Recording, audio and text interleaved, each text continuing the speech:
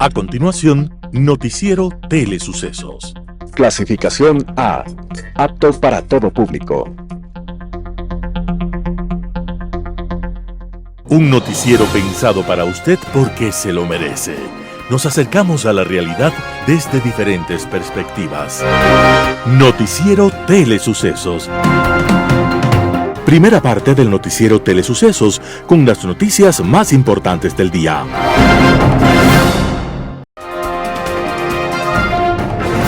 Un día como hoy. Un niño francés, al rezar cada noche, decía: no es justo que nos des todo el pan a quienes ya tenemos. Acuérdate de los otros, de los que sufren y tienen hambre. Dale a ellos también el pan. Y cuida al buey y a la hormiga y a todos los seres vivientes. Que nadie les haga daño y que puedan dormir en paz. Con los años, ese niño llamado Albert Schweitzer se hizo arquitecto, músico, políglota, escritor, y cuando tenía 30 años, conoció de cerca la situación que vivían poblaciones africanas. Schweitzer se conmovió por las privaciones, enfermedades y dolores de inmensas poblaciones negras explotadas y humilladas. Entonces, conmovido por esa realidad lejana pero insoportable, Schweitzer decidió estudiar medicina para viajar al África y ayudar a los necesitados. Y así fue. 7 años más tarde, en compañía de su esposa, al día siguiente de graduarse como médico con un botiquín, marchó a Gabón, en el África ecuatorial. Con 4 palos, al lado de un camino, montó su primer centro de atención médica.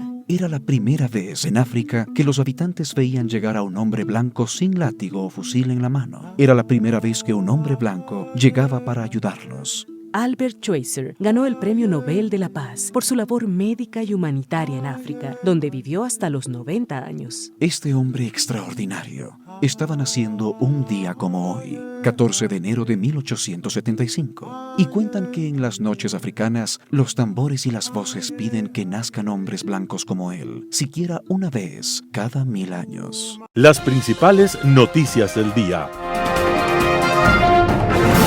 Titulares. Jueza Nubia Vera entrega el pendrive en el que estaría el texto para fallar en contra de la vicepresidenta Verónica Abad. Misión de la Unión Europea en Ecuador confía en unos comicios sin violencia. El Consejo Nacional Electoral realizó el sorteo del debate presidencial 2025. En política internacional, de bandas y bandas. Los editoriales serán de Martín Pallares, Luisa González, Avergüenza, María Sol Borja, La verdadera amenaza. Noticias del día. Jueza Nubia Vera entrega el pendrive en el que estaría el texto para fallar en contra de la vicepresidenta Verónica Abad. La mañana de este lunes 13 de enero, la jueza de Pichincha, Nubia Vera, llegó a la sede principal de la Fiscalía General en Quito para entregar el dispositivo electrónico que supuestamente le dieron los funcionarios del Consejo de la Judicatura, que según denunció la habrían amenazado y presionado para fallar en contra de la acción de protección propuesta por la vicepresidenta de la República, Verónica Abad.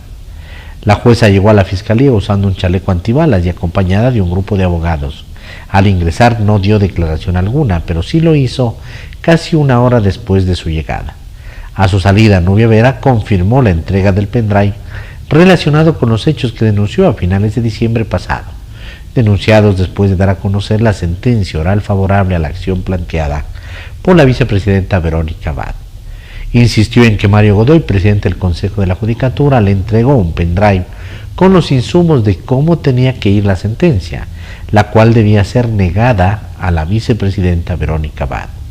Únicamente explicó que realizó la diligencia y dijo que no podía dar mayores comentarios porque la investigación era reservada. Lo que sí pudo señalar es que han pedido medidas cautelares a la Comisión Interamericana de Derechos Humanos. Desde el 23 de diciembre pasado, de oficio, la Fiscalía abrió una investigación previa para analizar los hechos denunciados por Vera. Misión de la Unión Europea en Ecuador confía en unos comicios sin violencia. La misión de observación electoral de la Unión Europea para las elecciones generales de Ecuador inició este 12 de enero de 2025 su despliegue en todo el país e hizo un llamamiento a tener un proceso sin violencia después de que la víspera fuese asesinado el alcalde de un municipio fronterizo con Perú. Así lo expresó el jefe de la misión, el eurodiputado español Gabriel Mato, quien condenó el asesinato del alcalde de Arenillas, Eber Ponce, y expresó su apoyo a la familia de la víctima. Ecuador se encamina a unas nuevas elecciones generales convocadas para el 9 de febrero de 2025 en medio de una crisis de inseguridad a causa de la violencia del crimen organizado, lo que hizo que las elecciones extraordinarias de 2023 estuvieran marcadas por distintos asesinatos, entre ellos el del candidato presidencial Fernando Villavicencio. En total, la Unión Europea tendrá más de 100 observadores desplegados por todo el país para evaluar el desarrollo del proceso electoral desde el inicio de la campaña electoral hasta la votación, el escrutinio de votos y la proclamación de resultados. Mato destacó que la Unión Europea tiene muchísima experiencia en misiones de observación electoral y tiene a los mejores observadores que se van a dedicar a hablar con todo el mundo, como la sociedad civil, los jóvenes, los candidatos y el gobierno, y con todo aquel que tenga algo que decir al respecto del proceso electoral. Al terminar las elecciones, la misión emitirá un informe preliminar y con posterioridad publicará un informe definitivo con recomendaciones. El Consejo Nacional Electoral realizó el sorteo del debate presidencial 2025. El Consejo Nacional Electoral del Ecuador llevó a cabo este lunes 13 de enero del 2025 un sorteo público que determinó el orden de interpelación, la ubicación y la franja horaria en la que participarán los 16 candidatos a la presidencia del país en el debate obligatorio previsto para el próximo 19 de enero como parte de los preparativos para las elecciones generales el 9 de febrero. Este lunes el Comité de Debates Electorales, que se encargó de evaluar los ejes temáticos y las preguntas que se harán en este espacio, reveló los 3 temas sobre los que versará este espacio político.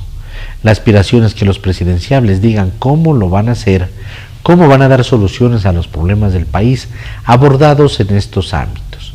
Los 3 ejes temáticos que se abordarán durante el debate presidencial se enfocarán en seguridad y prevención del crimen, eficiencia del Estado y servicios públicos, crecimiento económico y de generación de empleo.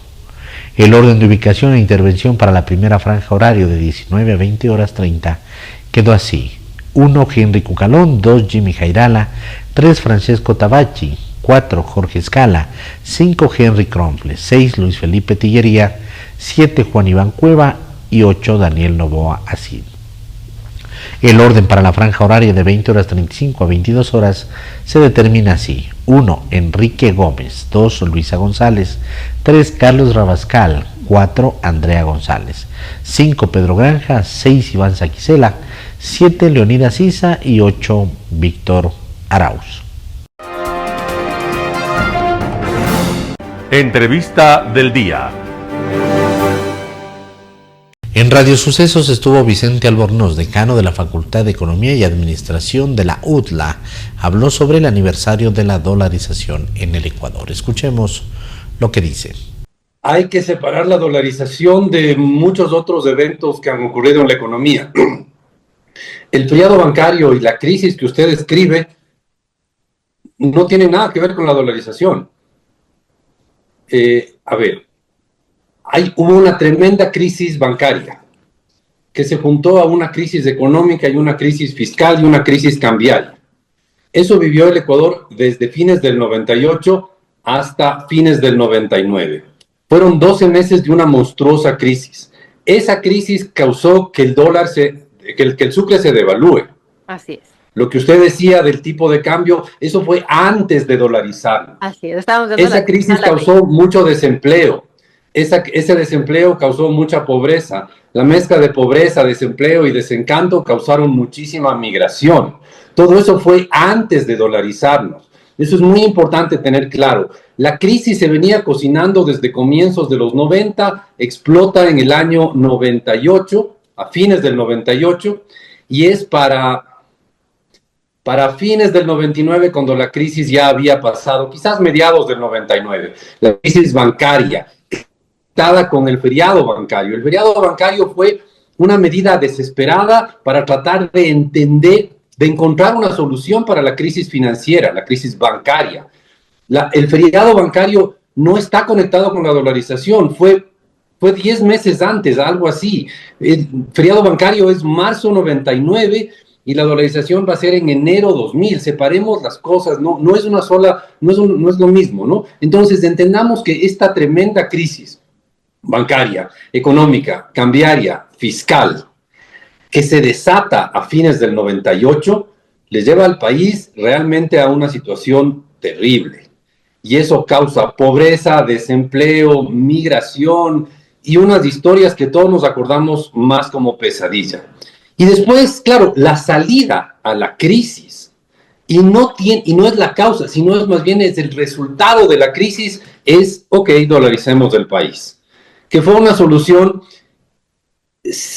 tomada con cierta planificación, no fue tan medida desesperada, sí hubo cierta planificación, no necesariamente toda la planificación que se hizo fue perfecta, pero hubo una cierta planificación, hubo una serie de reformas que se propusieron junto con la dolarización, poco después de que se propuso, y el 9 de enero nos dolarizamos.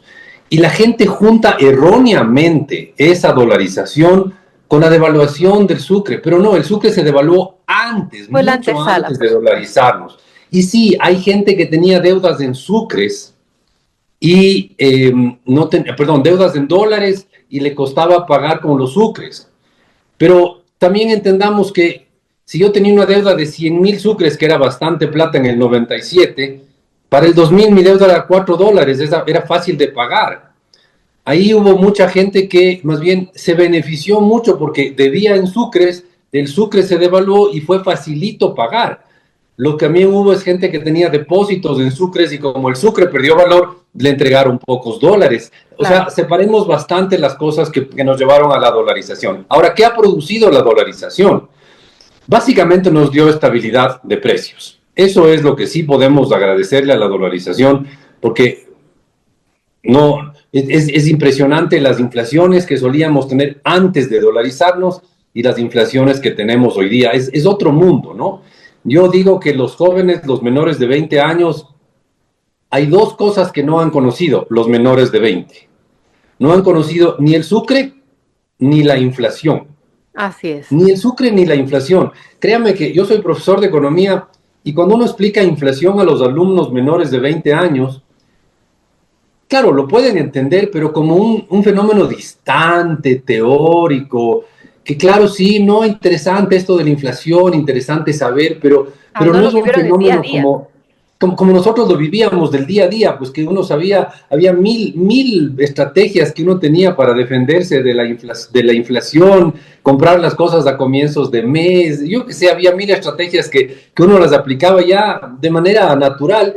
Los jóvenes de hoy las ven, las entienden, pero las siguen viendo como algo teórico, algo distante, ¿no? Como cuando uno les cuenta, no sé, de costumbres medievales, de procedimientos que había a comienzos del siglo XX, cosas por el estilo. Ven a la inflación como algo distante. Los jóvenes no conocen ni el sucre ni la inflación, lo cual, la segunda parte, no conocer la inflación es realmente un privilegio, porque ellos han vivido en un Ecuador libre de inflación.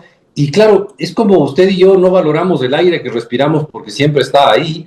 Los jóvenes no necesariamente valoran la baja inflación porque siempre ha estado ahí y no saben lo terrible que era para la economía vivir con inflaciones de 30, 40. Fíjese que llegamos a tener inflaciones que bordeaban el 100% y la distorsión que implicaba eso y el empobrecimiento que implica que cada día suben los precios. Mi ingreso, por más alto que sea, se mantiene fijo, y si cada día suben los precios, yo voy perdiendo capacidad adquisitiva. Entonces, eso los jóvenes ya no valoran porque era algo demasiado natural para ellos el que no haya inflación. Así que creo que eso es lo principal que nos ha dado la dolarización. Roger Celi, coordinador del Observatorio Legislativo en Radio Sucesos, hizo un análisis del desempeño de la Asamblea Nacional. Vamos con la nota. Bueno, quisiera empezar destacando un dato que mencionaste, y es el tema de no presentación de proyectos de ley. Primero en términos cuantitativos y luego en términos cualitativos, que es lo que más nos debería interesar. En términos cuantitativos, sí, hace unos meses eran más de 50 legisladores que no presentaban ninguna iniciativa. No obstante, eso se redujo a 4, y son 4 los legisladores que no han presentado iniciativas. Es Pamela Aguirre, Segundo Tualá, María Fernanda Jiménez y Celestino Huizum de ADN, este último. O sea que el último mes se les dio por Claro. puro proyecto. Suele suceder que cuando se acerca una campaña, Así saben como que que se ya van a llega sacar. domingo y no hicimos los deberes y vamos haciendo Más o última menos hora. así, más o menos así. Lo que nos hace pensar de fondo es si es que realmente llegan preparados o con ideas a la Asamblea Nacional, o aceptan el primer proyecto de ley que se les cruza por el camino, lo cual es cuestionable. Dije cualitativo porque ese es el enfoque de este informe. No es mejor legislador el que presenta más proyectos de ley, de ninguna manera. Por ejemplo, tienes el caso de Paul Boestán, ya para ir entrando en materia cualitativa, que él presentó 17 proyectos de ley, pero esto solo ha avanzado en un 9%. Ujú. Es decir, posiblemente la próxima legislatura ni siquiera tope estos proyectos de ley y se presenten nuevos proyectos de ley. Ok. Y sucede que cada año van quedando rezagados entre 600 y 800 proyectos Wow, de ley. eso es altísimo. Tú decías en la anterior entrevista que cumplimos 25 años de la dolarización, también cumplimos 15 años del Parlamento, de este modelo de Asamblea Nacional. Y la cifra Como global, asamblea, porque antes claro, se llamaba Congreso, ¿no? como modelo Asamblea, digamos. Ajá. Sucede que se han presentado más o menos 2.500 proyectos de ley desde que se instalaron en el 2009. Pero apenas la mitad ha sido tramitado en el Pleno. La otra mitad se ha quedado en el limbo jurídico o ha sido archivado. ¿Qué nos hace pensar eso ya de forma cualitativa? Un gran número de proyectos de ley significa una mejor legislación. Un gran número de leyes aprobadas significa una mejor calidad de vida para las personas. No necesariamente, diría yo. Mañana, y voy a ese punto porque la Asamblea Nacional te dice que hizo una buena gestión, aprobando un gran número de leyes. Ese es el argumento principal. Porque no sirve nada si muchas quedan en papel. Y yo pienso, mañana se aprueban 100 leyes. Dentro de un año el país va a ser mejor. Y Vicente decía justamente, este país no necesita más leyes posiblemente. Y ahí conectamos con campaña. ¿Qué nos van a ofrecer los legisladores? De lo que yo he escuchado, te ofrecen más leyes. Te ofrecen leyes de seguridad, leyes de empleo joven, leyes de emprendimiento. No obstante, nosotros también hicimos un análisis. No decimos de forma zanjada, este país no necesita más leyes, tal vez necesita optimizar su regulación, pero sí necesita regular algunos aspectos que nunca han sido topados. Te pongo un ejemplo, la ley de minería. El informe para segundo debate de esta ley ya está 5 años en el cajón de la presidencia de la Asamblea Nacional. Y ningún presidente se atreve a poner esa ley en el Pleno. Increíble. Por razones que son obvias. La ley de prevención de conflictos de interés fue archivada. Es una ley que se presentó nuevamente y que buscaría que se interponga el interés público sobre el interés privado en las decisiones de la justicia, del ejecutivo y del legislativo. Y así podemos nombrar algunos temas que no están regulados. Son más o menos 5 o 6.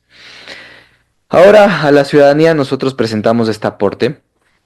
Pensamos que podría ayudar de alguna manera a un voto informado. Pero yo te digo, ahí soy un poco pesimista porque las papeletas ya están definidas y el ciudadano no tiene de otra que enfrentarse a esa papeleta que no Además, sea ahora de tienes que calidad. votar en bloque, no puedes escoger, ¿no? Exacto. Entonces hemos de alguna manera reenfocado el objetivo, que nos parece más interesante, y es que este instrumento sea útil para las organizaciones políticas. Porque finalmente las organizaciones políticas son quienes son responsables de los candidatos que ponen en papeletas. Así es. Si tú le preguntas a una organización política si filtra a sus candidatos y cómo los filtras, ninguna de ellas lo hace por resultados de gestión. Y tú decías al inicio, es un montón, es más del 70% de legisladores que buscan la reelección. Es decir, las organizaciones políticas debieron en primer lugar revisar cuál fue su gestión. Muchos de ellos ya están los 4 años. Es decir, están desde el 2021. Es un instrumento, es un llamado de atención para las organizaciones políticas para que filtren candidatos. ¿Por qué? Y voy a poner un ejemplo. Porque esto no es un tema general o que no se puede analizar de ninguna manera. A veces se piensa que el legislativo es un todo y una nada a la vez y que no se pueden ir desmenuzando ciertos aspectos. En Impacto Informativo, Paola Gaibor, analista legal, habla sobre el encargo de la presidencia a Cynthia Helliver. Vamos con la nota. En ese sentido, creo que es importante contextualizar un poco qué ha pasado en estos últimos días y sobre todo establecer que, bueno, en un inicio, el 23 de diciembre del 2024, como todos conocemos, después de la sentencia de la acción de protección, el presidente Noboa efectivamente le dispuso a Verónica Abad que ella sea la consejera económica de las relaciones en Turquía. Ella tenía hasta el 27 de diciembre para arribar, como todos conocemos, no lo hizo. En función de eso, el 2 de enero se designa a Sarija Moya por cuestiones de salud, ella no acepta, y el presidente Noboa, el 4 de enero del 2025, declara la ausencia temporal por parte de Verónica Abad, aduciendo una fuerza mayor, en función de que ella habría solicitado vacaciones, o más bien se habría autoproclamado en vacaciones hasta el 3 de enero, y básicamente que ella habría aducido que tendría 30 días para el traslado con base en la Ley de Servicio Exterior. Esto para el presidente Noboa habría configurado un evento de fuerza mayor, por lo cual estaría ella en una ausencia temporal. Por este motivo designa a la señora Cynthia Gelibert como la encargada de la vicepresidencia. En un primer momento, Edgar, es importante resaltar que, en mi criterio, la designación como vicepresidenta por parte del presidente a Cynthia Gelibert fue un error, pues efectivamente no se configuraba un evento de fuerza mayor. Como conocemos, un evento de fuerza mayor es un evento irresistible, que en este caso el hecho de que se haya autoproclamado en vacaciones y que exista una inconformidad respecto a cuánto tiempo tiene para trasladarse no es un evento de fuerza mayor. En ese sentido, lo que hace el presidente a continuación, dado que ese decreto está vigente, no ha sido dejado sin efecto y no ha sido anulado a través de ninguna vía, lo que tenemos actualmente es que una vicepresidenta, que es Verónica Abad, sin perjuicio de lo cual la persona encargada de la vicepresidencia es actualmente Cynthia Gelibert. Es decir, no podemos decir que existen dos vicepresidentas, la vicepresidenta es Verónica Abad, no cabe duda, pero quien está encargada, dado que está vigente el decreto 500, es Cynthia Gelibert. En función de eso, como conocemos, el presidente dispone que existiría adicionalmente una fuerza mayor por su parte, porque existiría una falta de consenso respecto a la aplicabilidad del artículo 93 del Código de la Democracia, lo cual en su criterio podría producir denuncias en su contra en materia electoral, y básicamente encarga a Cynthia Gelibert la presidencia.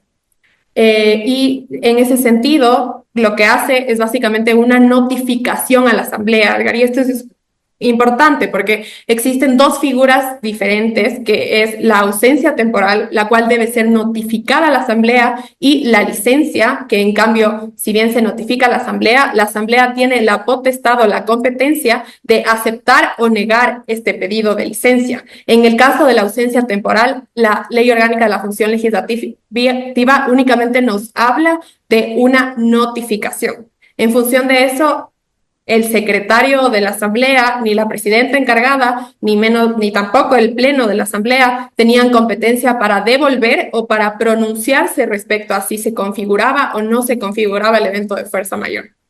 O sea, la deliberación, porque ayer pues fue pública y notoria la presencia del secretario de la Asamblea, Alejandro Muñoz, deliberando sobre esta devolución de esta notificación al Palacio de Carondelet. No tenía autorización, no tiene capacidad legal para haberse efectuado. Exactamente, Edgar. Si uno revisa la Ley Orgánica de la Función Legislativa, lo que se prevé ante la ausencia temporal es una notificación. La Asamblea, ni menos aún el secretario, ni menos aún la presidenta encargada, pueden pronunciarse respecto a si se habría configurado o no la ausencia temporal, ni menos aún devolver esta declaratoria de ausencia temporal, porque no estamos ante una licencia al amparo del artículo 42 de la Ley Orgánica Legislativa. Escuchamos al secretario de la Asamblea y creo que la mayoría de sus expresiones en los medios de comunicación plantearon el momento en que él dice la vicepresidenta de la República es Verónica Abad. ¿Esta expresión del secretario de la Asamblea está fuera de la legalidad? ¿Hay razón para que el presidente Noboa le acuse de simulación y usurpación de funciones públicas? Bueno, en ese sentido, no soy experta en materia penal, sin embargo, lo que sí podría decir es que evidentemente existe un abuso por parte de las competencias por parte del secretario de la Asamblea. La Asamblea no era competente para pronunciarse, menos aún el secretario de la Asamblea, y en ese sentido podría configurarse. Si se cumple con los elementos del tipo, podría configurarse. Un panorama de noticias para su estatura intelectual.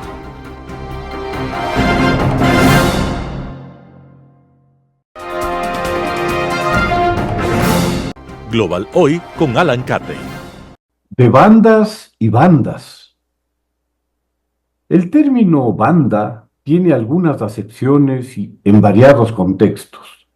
Uno es el que es muy frecuente, el de los grupos musicales, sea de jazz o de rock en Estados Unidos, como las big band de la época de oro del jazz, de las que entre las más famosas estaría la del gran Duke Ellington junto a la de Glenn Miller o la de Benny Goodman, que hicieron época y difundieron hacia otros ritmos la big band, al pop, al swing, al bebop. Las bandas de guerra fueron también espacio en el que la música marcial destacó, siendo famosas las bandas de guerra alemanas y las rusas. Su origen se remonta al siglo XII con el Imperio Otomano, que reclutaba músicos para acompañar las acciones militares, sobre todo las marchas. En nuestro país, las bandas de pueblo se han convertido en expresión de música popular en fiestas cívicas o religiosas, en las que vive una venerable tradición musical arraigada en el corazón de la gente. La banda municipal fue famosa en Quito por su acompañamiento a la fiesta taurina, pues era indispensable para que las fiestas de la ciudad se encendieran. En el sur del continente se habla, cuando se hace mención al Uruguay por argentinos, de la banda oriental, dada la ubicación del país en relación al Río de la Plata, hacia el este del mismo. Y los propios uruguayos en su rico folclore se reconocen a sí mismos como los orientales, y el nombre completo del país es República Oriental del Uruguay, pues ocupan la banda oriental de este. Las reinas de belleza son reconocidas con la imposición de una banda que así proclama la condición regia de la ganadora, o de las otras concursantes que han destacado por dotes de simpatía o de confraternidad. En diversos estados, uno de los símbolos de autoridad que se confieren al gobernante del país es la banda presidencial, habitualmente colocada, sea por el mandatario anterior, sea por la autoridad legislativa máxima, en torno al pecho del próximo mandatario. Esta última acepción se dio por parte de los que fungen de gobernantes de Venezuela el pasado viernes, con toda una lacrimógena historia que hablaba de cientos de personas que se habrían implicado en la elaboración y bordado de la banda presidencial destinada a la posesión de Maduro. Gentío que tan solo se explicaría por el volumen del usuario y la consiguiente dimensión de la banda. En otras circunstancias y con otros actores, incluso el relato de los varios colaboradores con todo su telenovelismo se habría pasado por alto simplemente como expresión de un tropical mal gusto, pero tratándose de quienes se han convertido en el peor azote para su país y su pueblo, inevitablemente el concepto de banda presidencial adopta una connotación mucho más siniestra, pues el versátil término se aplica con harto más propiedad al que asocia la palabra con una organización que se ha estructurado para delinquir. Hablar en Venezuela de banda presidencial, casi por antonomasia, deriva en esta acepción, pues de todos es conocido el carácter mafioso y criminal al que llegó el chavismo venezolano armado en torno a la franquicia del socialismo del siglo XXI. Ningún país en América ha tenido la fortuna venezolana de acumular en su territorio unas riquezas de la variedad y cantidad de las que le tocaron en suerte, con las reservas petroleras más grandes del planeta, con un arco del Orinoco con gigantescas cantidades de oro y coltán, con un cerro de hierro en Cerro Bolívar de gran calidad y unas reservas de bauxita para aluminio de las más importantes del mundo, junto a recursos hídricos que le permitían generar energía eléctrica económica y abundante para hacer explotable el recurso. Vastas sabanas para la cría de ganado y fértiles tierras agrícolas que fácilmente abastecerían a su población. Y para completar, playas magníficas y atractivos turísticos muy interesantes como la Isla Margarita o el Salto del Ángel, la más alta cascada del mundo.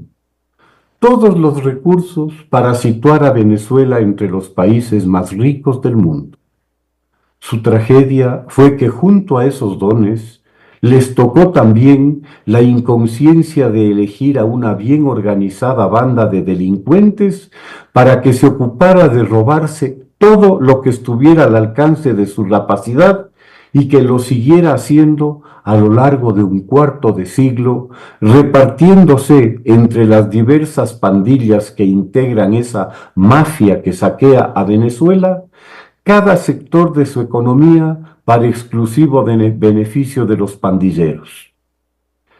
Claramente comprendieron la necesidad de comprar a las Fuerzas Armadas y a la policía, asesorándose con expertos para la imposición del terror y la represión y así asegurarse décadas de saqueo impune.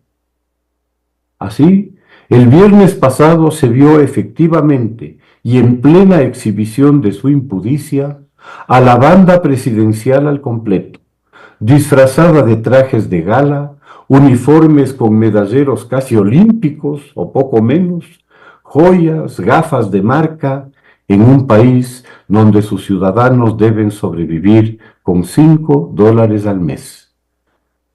Ahí se la vio a la primera combatiente, Cilia Flores, la de los narcosobrinos, exhibiéndose con el supuesto presidente electo que nunca pudo presentar un acta que lo avalizara como tal, al punto que con las justas alcanzó a ser reconocido, la medida de su vergüenza y de su soledad, por impresentables como Daniel Ortega, que por cierto llegó atrasado, quién sabe si para no ser reconocido, a la posesión. Ahí estuvo el capo del cartel de los soles, aquel con el equívoco nombre de Diosdado, muy seguro ya como segundo de a bordo, el encargado de la represión y la tortura para la brutalidad y la humillación. No podía faltar el padrino, el ministro de Defensa, el eufemismo detrás del que se oculta el corruptor de esos que juraron defender su país, comprados con parcelas de poder económico, esclavizando a indígenas en el Nuevo Potosí, la Nueva Mita, para despojarles del oro y lavar sus drogas. Ahí estuvo Delcy, el correo de los millones en maletas a España, y su hermano Jorge, quien funge de cerebro ideológico de la banda, jefe de campaña de una campaña imaginaria, tan imaginaria como los inexistentes votos para Maduro. Esa es la plana mayor de esta banda presidencial, una tan peligrosa o más que las bandas mexicanas y colombianas con las que opera en íntimo contacto, con las FARC y sus disidencias, con los ELN, los Sinaloas o los del Golfo. No se vio a ningún sirio, pues Assad, al que Chávez comparó con Bolívar nada menos, se haya refugiado en Moscú, recordatorio de que nada es eterno, algo que debe conturbar el sueño de la banda presidencial. Y faltó también Aizami, el pandillero cercano a Assad y a Hezbollah, al parecer no ha resuelto todavía el mal reparto de los 20.000 millones con los que se alzó de PDVSA. Solo él faltaba en la foto de la banda, pues parecería que ya solo quedó para la foto de la Interpol por terrorismo. Muchas gracias. Editorial. Luisa González avergüenza. Artículo de Martín Pallares publicado en Diario El Expreso. Puede haber muchos motivos, pero hay uno que hace que Luisa González una candidata infame. Venezuela. En una entrevista concedida a Ecuavisa en agosto, la candidata insistió en el repertorio de babosadas que tiene sobre lo que ocurre en ese país, pues no dijo nada distinto a lo que haya dicho antes.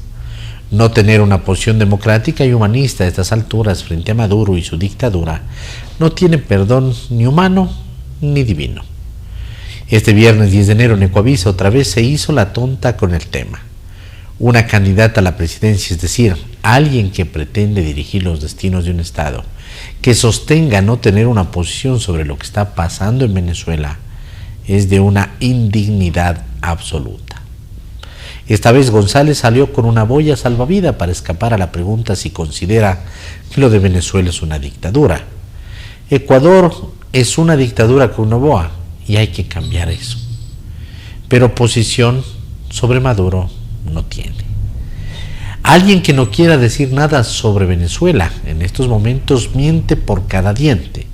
Si sostiene que no le importa si Nicolás Maduro es o no un dictador, o que ella no sabe qué responder ante esa pregunta, es porque esconde su ideología, porque comparte la visión madurista del Estado, pero le da vergüenza de admitirlo.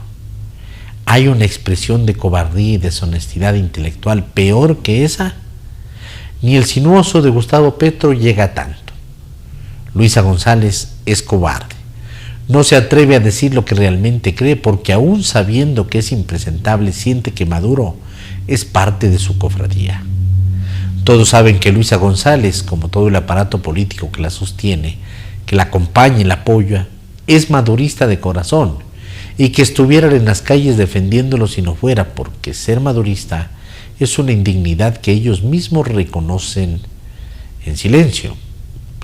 Lo grave en la historia de la candidata de la Revolución Ciudadana es que alguien que pretende ser jefa del Estado ecuatoriano no exprese lo que piensa sobre uno de los fenómenos políticos más siniestros y antidemocráticos de la historia de la región. ¿Se imaginan a un candidato que diga que no le importa y que no tiene ninguna posición sobre lo hecho en derechos humanos por Daniel Ortega o Augusto Pinochet? Eso es Luisa González, una mentirosa. Artículo de Martín Pallares publicado en Diario El Expreso. La verdadera amenaza. María Sol Borja, primicias. Para cuando usted lea estas líneas, Cynthia Helliver será la presidenta de la República en un hecho sin precedentes y sin ningún sustento legal ni constitucional. Nombrada deo por Daniel Noboa a través de un decreto ejecutivo, Helliver estará a cargo del país por 3 días. Casi tan insólito como el nombramiento es el argumento para hacerlo. El presidente dice que por fuerza mayor debe encargar la presidencia a Helliver en medio de una confusa y sesgada argumentación sobre los motivos que alude para no entregársela a Abad. ¿Cuál es la fuerza mayor? Ninguna.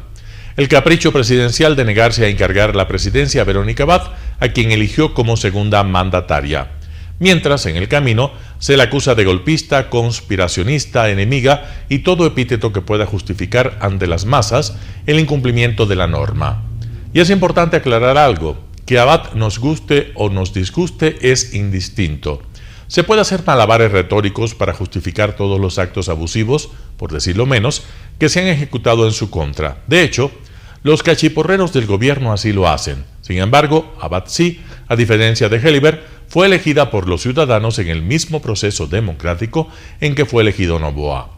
Un país que, olvidándose de toda norma, termina por aceptar que el mandatario acomode la ley y la Constitución al tamaño de sus caprichos e intereses, está en gravísimo riesgo de perder lo más valioso que tiene, la democracia. Si los ciudadanos no son capaces de defender la Constitución en cualquier circunstancia y de a poquito van cerrando los ojos. Cada vez que ésta es pisoteada y violentada, no deben sorprenderse cuando las reglas mínimas de la democracia ya no existan. Cuando una mañana amanezcamos y ya no haya periodistas y medios críticos porque fueron exiliados o censurados, opositores cuestionando porque fueron destruidos, ciudadanos manifestándose porque fueron reprimidos, instituciones que hagan contrapeso porque fueron cooptadas y elecciones transparentes porque fueron manipuladas. La defensa no es a Verónica Abad, no es a Alondra Santiago, no es a los irreverentes, no es a Jan Topic, a Andrea Robo o a Gabriela Goldbaum. La defensa es al respeto de las instituciones, a la libertad de expresión y de prensa, al juego político limpio, a la independencia de poderes, al escrutinio al personaje público. Si los políticos, los medios de comunicación, los analistas o los ciudadanos de a pie justifican o minimizan los abusos porque quien los perpetra les cae bien o porque es enemigo del que les cae mal, que se preparen para cuando la luna de miel se les acabe y los aplausos les regresen como un boomerang que explota en su cara. El poder es para ejercerlo honrando los valores democráticos, aceptando a los detractores como parte del juego, entendiendo que el enorme privilegio de servir a un país viene con una aceptación implícita de ser cuestionado, criticado y hasta parodiado, dignificando el ejercicio con absoluto respeto a la ley y la Constitución, incluso cuando hacerlo resulta inconveniente para sus intereses personales o políticos. Las dictaduras no se perpetran necesariamente de un día al otro, se van construyendo también con pequeñas acciones que pueden parecer menores, como negarse a encargar la presidencia a la vicepresidenta constitucionalmente elegida para hacer campaña, por ejemplo. Y es realmente penoso ver cómo voces que en otro momento se alzaron para denunciar abusos, hoy se han acomodado a la narrativa oficial. Ojalá que cuando esas voces sean directamente acertadas, porque tarde o temprano van a hacerlo, y pretendan ahí sí denunciar, quejarse o cuestionar, todavía haya una democracia en la que puedan hacerlo. María Sol Borja, Primicias. Noticias internacionales. Rusia intenta frenar el vertido de petróleo en el estrecho de Kerch. Un equipo de emergencia llegó a la región de Krasnodar, en el sur de Rusia, mientras el derrame de petróleo de los dos buques en el estrecho de Kerch continúa extendiéndose. El equipo de ayuda, que incluye al ministro de Situaciones de Emergencia, se creó después de que el presidente Vladimir Putin pidiera a las autoridades que intensificaran la respuesta al derrame, calificándolo de uno de los desafíos ambientales más graves. Первонаперво нужно будет пробить дорогу вот к этому судну. Да, расстояние заметное, вот в ближайшие сутки мы этим займемся. Вот буквально сейчас принимается решение, как это сделать, какими силами и какими возможностями. Вот прямо сейчас. Если получится за этот же срок полностью обвести его по кругу, скажем так, его присыпать. Los dos petroleros resultaron dañados en una tormenta en el estrecho de Kerch a mediados de diciembre y uno de los buques se partió en dos. Ambos petroleros transportaban más de 8.000 toneladas de mazut, un producto petrolífero de baja calidad que se utiliza principalmente en centrales eléctricas. Las autoridades de Crimea, ocupada por Rusia, anunciaron una emergencia regional el fin de semana pasado después de que se detectara petróleo en Sebastopol, un anuncio que se produjo una semana después de que las autoridades de Krasnodar hicieran un anuncio similar. Ucrania ha criticado la respuesta de Rusia, acusando a Moscú de actuar solo cuando la escala del desastre se vuelve demasiado grande para ignorarla. El estrecho de Kerch es una importante ruta marítima mundial que permite el paso desde el mar de Azov hasta el mar Negro. También ha sido un punto clave de conflicto entre Rusia y Ucrania después de que Moscú se anexionara la península en 2014.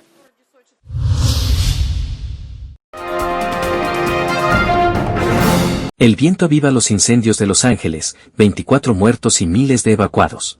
En Los Ángeles, los incendios forestales dejan al menos 24 muertos, 16 desaparecidos y miles de evacuados por unos fuegos que han destruido miles de edificios y viviendas. De momento permanecen activos 3 fuegos en Pacific Palisade y Tony Hurst, que aún siguen descontrolados debido a los fuertes vientos, con ráfagas de hasta 110 km/h.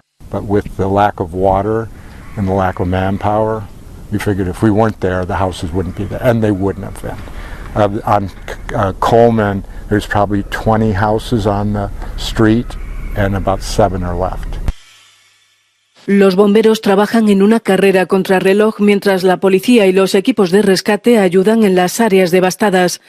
Se ha establecido un centro de información sobre personas desaparecidas y las autoridades buscan entre cenizas y escombros en las áreas arrasadas.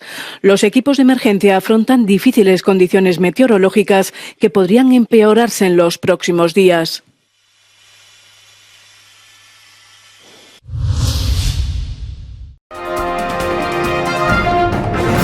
Culmina Feria Tecnológica CES en Las Vegas. En CES 2025, las compañías líderes en automoción y tecnología dejaron boquiabiertos a muchos asistentes con sus impresionantes avances, desde vehículos eléctricos de última generación hasta autos autónomos más seguros y eficientes.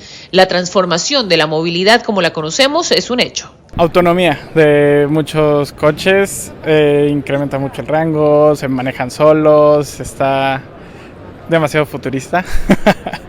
Entonces sí, como ya cada vez vamos a manejar menos, ¿no? Para los fabricantes de este tipo de tecnología se trata de facilitar no solo el proceso de construcción de un vehículo, sino la vida de quienes van a utilizar esos autos, ofreciéndoles herramientas que les permiten viajar eficientemente, cómodos y sobre todo seguros. Este es el ejemplo de lo que queremos mostrar y de la tecnología que tenemos para cambiar y transformar el futuro de la movilidad para todos los consumidores en su vida diaria. Múltiples sensores, pantallas táctiles en todo el vehículo, herramientas de autonomía total y dispositivos de alerta y corrección hacen parte de lo que se espera sean los autos próximamente. Pero las innovaciones tecnológicas también se han ocupado de mejorar la movilidad aérea, con drones de transporte y vehículos voladores que prometen revolucionar la forma en que nos movemos en las ciudades del futuro. Aunque la feria de tecnología más grande del mundo concluye hoy, ya se está hablando de lo que vendrá el próximo año. Los expertos pronostican que CES 2026 vendrá cargada de muchísima más tecnología para la implementación de la inteligencia artificial en la vida cotidiana. Adriana Arévalo, Voz de América, Las Vegas. Zelensky, dispuesto a intercambiar soldados norcoreanos por ucranianos. El presidente de Ucrania, Volodymyr Zelensky, dice que devolverá a 2 soldados norcoreanos a Pyongyang a cambio de prisioneros de guerra ucranianos detenidos en Rusia. Esta declaración se produce después de que el Servicio de Seguridad de Ucrania anunciara el sábado que 2 soldados norcoreanos habían sido capturados en la región rusa de Kursk. Якщо Кім Чен Ін взагалі пам'ятає про цих своїх громадян і може організувати обмін на наших воїнів, які утримуються в Росії, ми можемо передавати таких солдатів. Безперечно, будуть і інші полонені з Північної Кореї.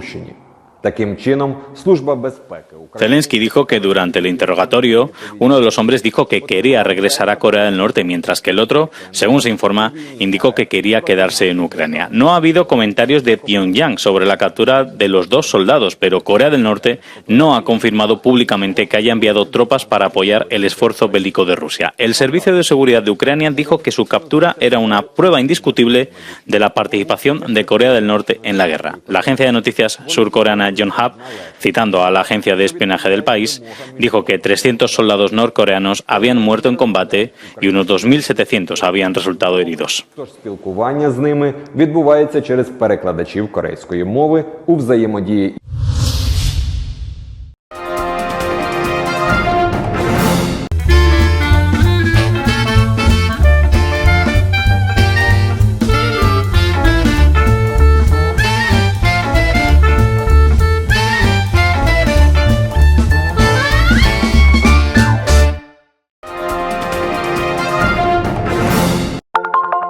Telesucesos, Canal 29 UHF de la ciudad de Quito.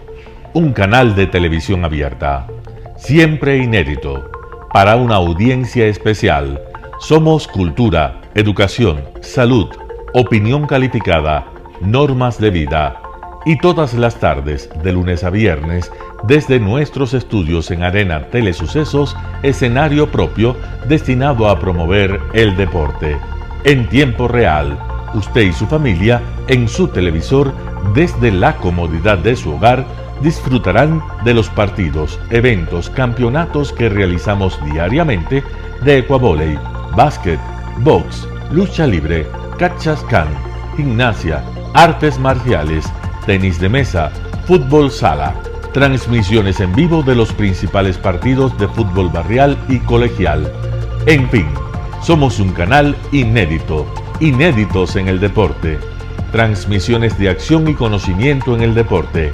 Espacio diario conducido por el arquitecto David López todas las tardes, de lunes a viernes, de 4 a 5 de la tarde.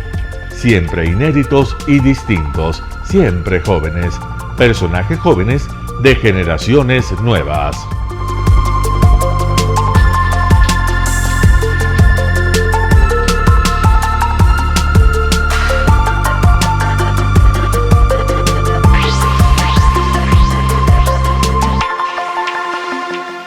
El término arena dejó tiempo atrás de ser sinónimo de muerte. Hoy es un espacio de vida, de desarrollo de una de las actividades básicas del comportamiento humano, el deporte, que quizá, como ninguna, moviliza sentimientos y emociones, elimina como principio la violencia, intereses personales, trampas, desunión e intrigas. El deporte, con sus valores, solo deberá entregar mensajes de bien para mejorar las actuales estructuras sociales y políticas en deterioro en las que vive nuestro país.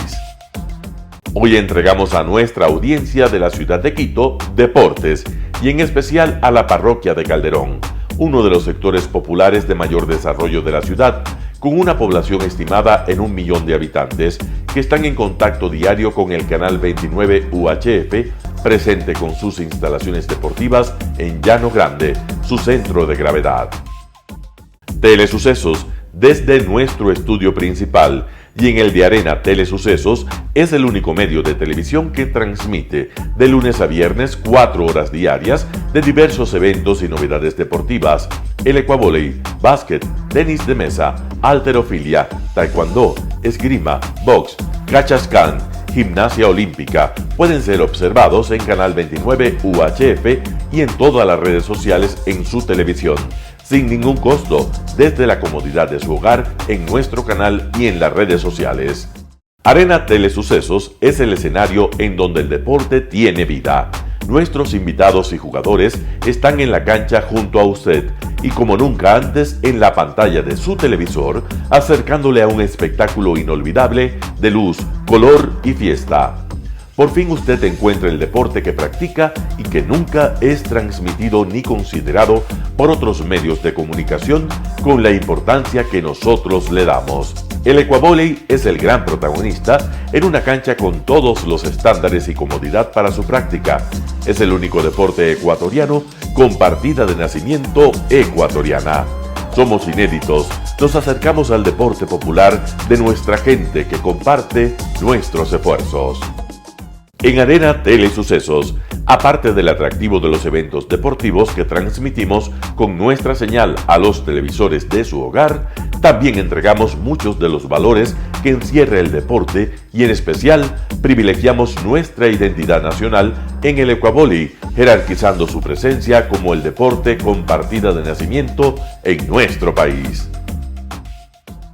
Telesucesos no solo entrega en su programación de deportes un espectáculo, sino que impulsa, privilegia y exige a quienes participan que sean parte de los valores y méritos que el deporte encierra: esfuerzo, superación, perseverancia, respeto, solidaridad, compañerismo, disciplina, puntualidad, sana competencia, honradez en la cancha y fuera de ella.